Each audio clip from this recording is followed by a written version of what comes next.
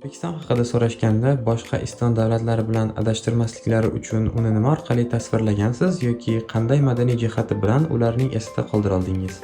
Agar ular musulmon bo'lishsa, Al-Buxoriyni aytaman, hadislarni o'qishadi. Agar boshqa din vakillari yoki boshqa odamlar bo'lishsa, ularga Timurid Empire'ni aytaman. Mening bu yerdagi do'stlarim, Amerikadagi do'stlarim O'zbekiston xalqini judayam mehmondo'st deb biladi. Men O'zbekistonni odamlarga boy tariximiz va mehmondo'stligimiz orqali tanishtiraman. Bizda mehmon kelsa, unga hamma narsaning eng yaxshisi tortiq qilinadi.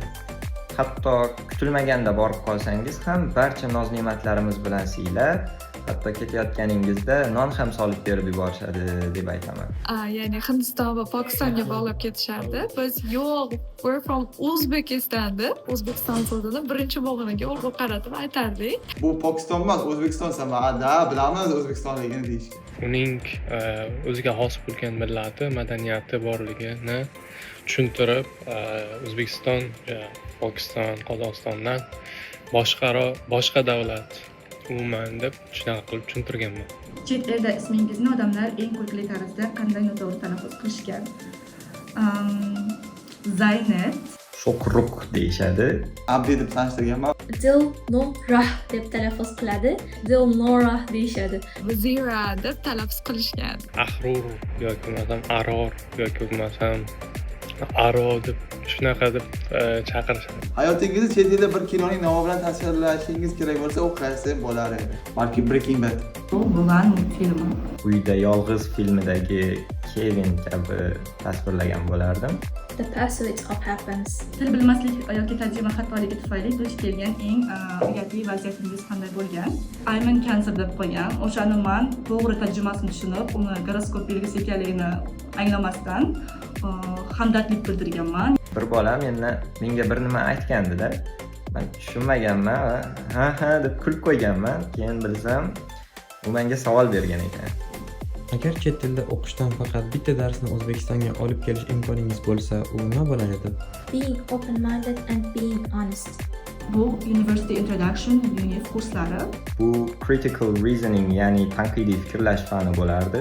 Design and innovation. Bu yerda noodatiy o'qigan fanim bu fiziologiya bo'lgan. Birinchi marta, wow, men haqiqatdan ham chet eldaman degan hissiyot qachon paydo bo'lgan?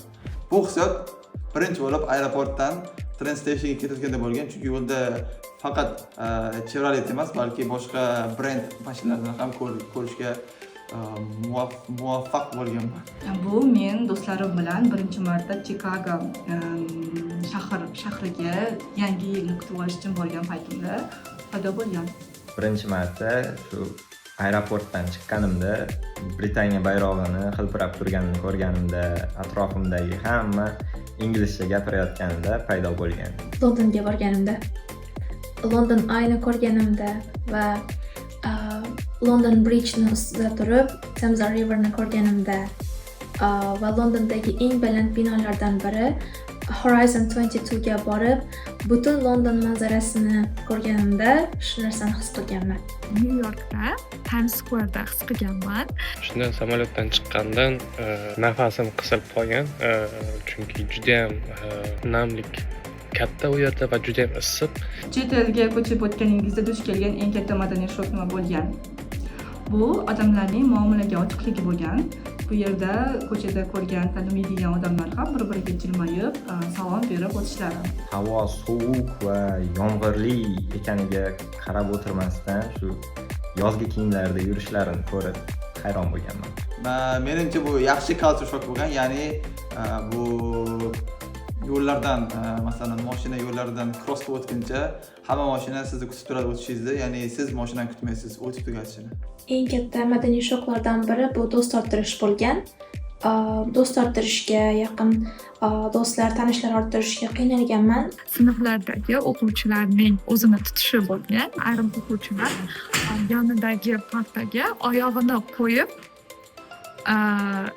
dars qilayotganini ko'rganman. Hamma amirliklarda madaniy shok bo'lmagan. Siz qiyin bo'ladi deb o'ylagan, lekin aslida oson bo'lib chiqqan narsa nima edi?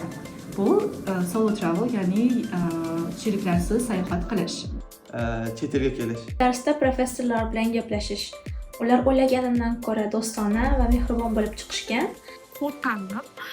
Amerikada o'qish juda ham qiyin, akademik stress his qilasiz. Birinchi semestrim o'ta qiyin o'tmagan. O'zlariga do'stlar orttirish. Chet elga kelib bu nima balo deb o'ylagan birinchi narsangiz nima bo'lgan?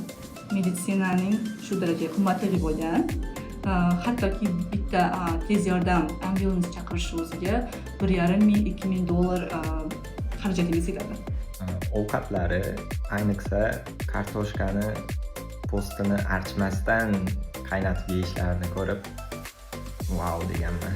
Bizda suv bilan problema, suvni ta'mi juda yomon. Avokado bilan peanut butter bo'lgan. Bular ko'pisi ovqatdan bo'lgan. Yetkazib berish xizmatida ishlaydigan robotlar bo'lgan.